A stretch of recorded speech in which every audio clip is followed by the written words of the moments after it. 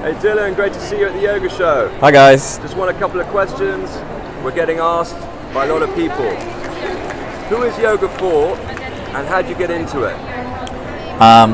In my opinion, yoga is for everyone, and it doesn't matter your age, your size, your body shape, what challenges you have in your body, injuries, illnesses. There is a form or style of yoga for anyone and everyone, and I think it's just a matter of finding one that is right for you. And I think this is where sometimes the challenge could be, if there's a challenge at all. Start anywhere. Anywhere is a great place to start. And the first thing you can do is just put yourself into a class. Go to a class and do some classes. Do lots of classes where you can experience different teachers, different styles of yoga, and find one that's right for you. The thing about yoga is that a lot of times, I train teachers, and you find that you might find a teacher that really speaks to you, that is the right person to be guiding you through your yoga practice.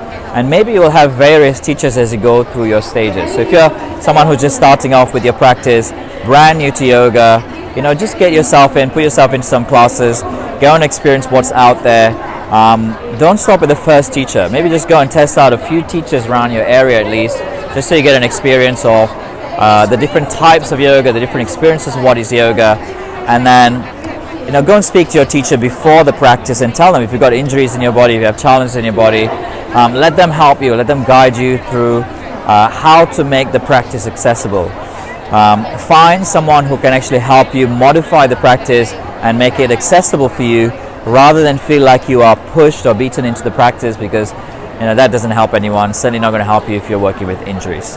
Hopefully those tips are useful to you at this stage. Fantastic. Is that how you got into yoga? Did you try lots of different things? I got into yoga for my days of martial arts, and I had injured myself. So I used to be a professional athlete, and I had torn both my hamstrings. I quit my professional sporting career, and I was looking for something that would heal my body. I thought that yoga was just something that would just be a bunch of stretches and stretch and fall asleep. And that wasn't really interesting enough to me until I had a friend of mine who had gone and done some research and recommended he tried a Ashtanga class, and this was like almost 20 years ago. And he told me about the class and the energy that he experienced, the intensity that he experienced in the practice.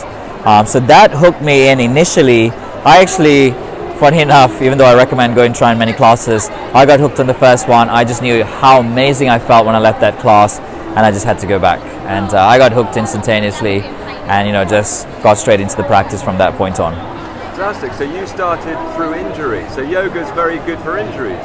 Yoga is excellent for injury. It's how you practice. Sometimes people say yoga is not for me. There's a form or type of yoga, and it's not just the type, but it's how you modify your practice. It's about taking the practice and making it accessible for you, rather than forcing yourself into postures, especially if you're working with injuries. So, find someone who has the knowledge, the experience, the expertise to be able to take the practice and teach you how to modify it for your needs of your body.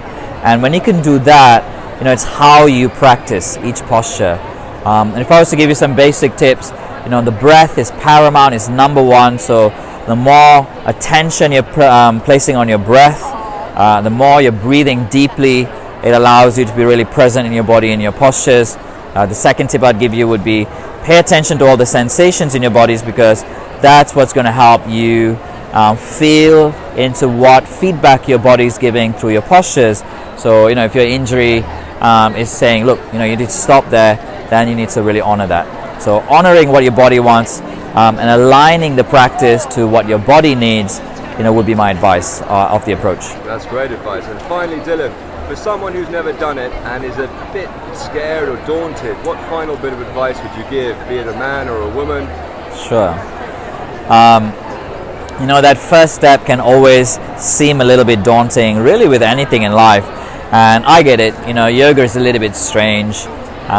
You might go to these classes and you're doing these weird postures and shapes with your body, and it can seem like everyone else knows what they're doing, or everyone else has got it together, and you might be thinking, oh, I don't want to go to a class and be looking silly or falling over or sweating, or what might people think about me. But I can assure you everyone in that class has got that same worry.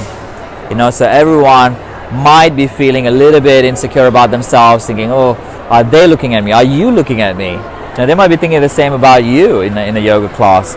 So go into a yoga class, say hello to the people next to you, get to know them, meet the teacher, find out what the teacher is like, do a little bit of research before you get into a class, and then don't stop at one class. Go and try many different classes so that you find the right teacher, you find the right flavor of yoga for you.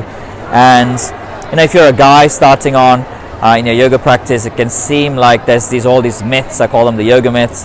That yoga is only for women, or women are really strong and flexible in class. I can guarantee you women feel the same as well.